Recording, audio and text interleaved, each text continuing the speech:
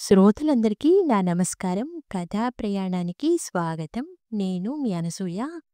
ఈ ఆదివారం నాడు కథా ప్రయాణంలోని పాటల పల్లకి శీర్షిక క్రింద 1956లో విడుదలైన 'భలే రాముడు' సినిమాలోని 'ఓహో మేఘమాల నీలాల మేఘమాల' అనే ఆణిముత్యం వంటి సినీ గీతం వెనుక ఉన్న నేపథ్య విశేషాలతో మీ ముందుకొచ్చేశాను. అది నరసు స్టూడియో, గిండి, మద్రాసు. ఆ స్టూడియో యజమాని ప్రముఖ నిర్మాత విఎల్ నరసు స్టూడియో గేటు వద్ద ఎవరికోసమో ఎదురుచూస్తున్నట్లుగా అటూ ఇటూ పచార్లు చేస్తున్నారు. ఆయన అప్పుడు తెలుగు, తమిళ భాషల్లో జ్ఞాన్ ముఖర్జీ హిందీ చిత్రం 'కిస్మత్'ని పునర్నిర్మిస్తున్నారు. తెలుగు చిత్రానికి 'భలే రాముడని', తమిళానికి 'ప్రేమపాశమని' నామకరణం చేశారు.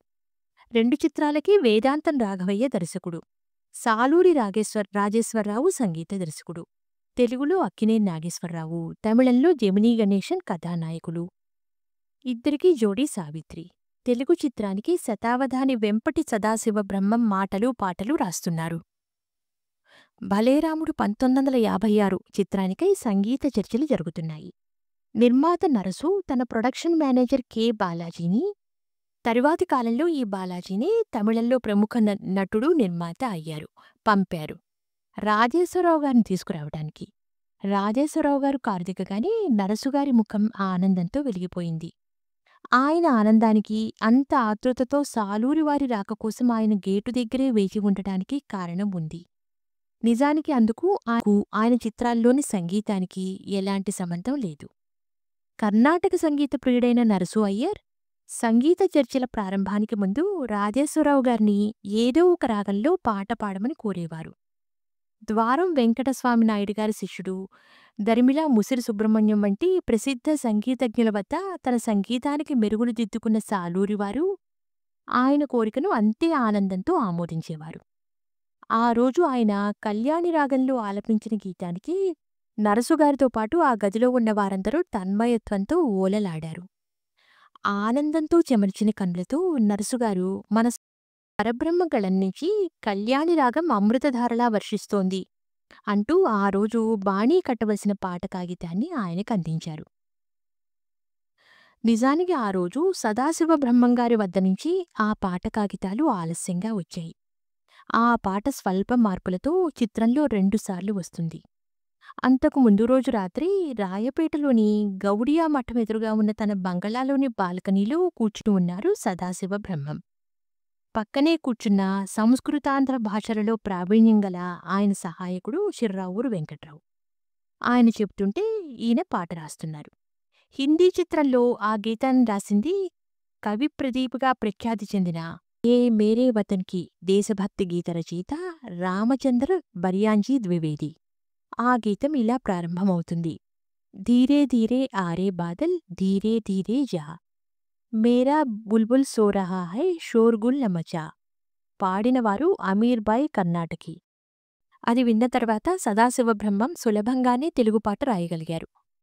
ఆ పాట ఇలా సాగుతుంది: ఓహో మేఘమాల నీలాల మేఘమాల, చల్లగ రావేలా మెల్లగ రావేలా, ఈ లీలా దుడుకుతనమేలా, ఊరుకోవే మేఘమాల ఉరుముతావేలా మెరవగానేలా, చల్లగ రావేలా మెల్లగ రావేలా, గూటిలోని రామచిలుక నిద్రపోతోంది, చిలుక బెదిరిపోతుంది, ఊరుకోవే మేఘమాల ఊరుకోవే మేఘమాల, తీయ తీయని కళ్ళు కంటూ మురిసిపోతోంది మైమరిచిపోతోంది, ఉరుముతావేలా మెరవగానేలా, చల్లగ రావేలా మెల్లగ రావేలా.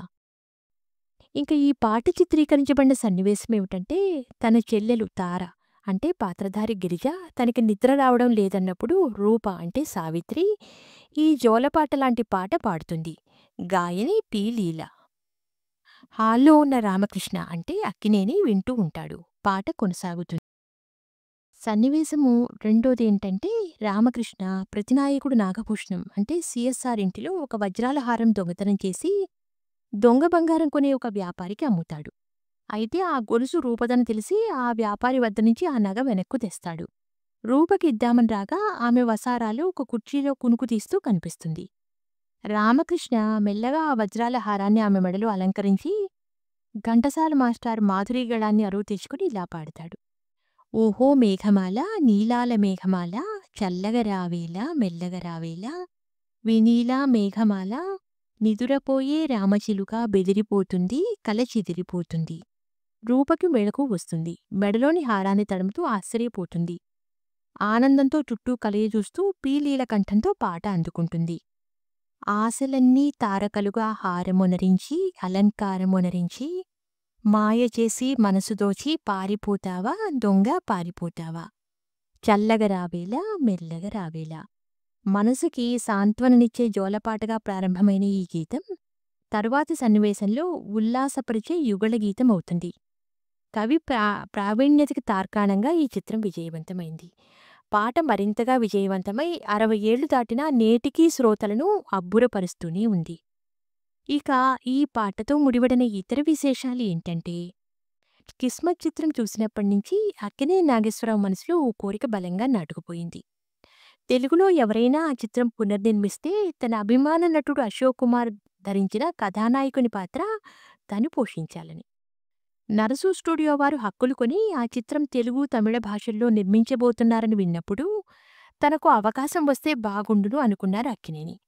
ఆయన కోరుకున్నట్లుగానే చివరికి ఆ పాత్ర ఆయన్నే వరించింది. ఇప్పుడు నీకుంటే ఇమేజ్కి దొంగ పాత్ర పోషిస్తావా అని శ్రేయోభిలాషులు వారించిన పెడచెవిన పెట్టిన నాగేశ్వరరావు భలే రాముడు విజయానంతరం వారి చేతే నువ్వే రైటు అనిపించారు.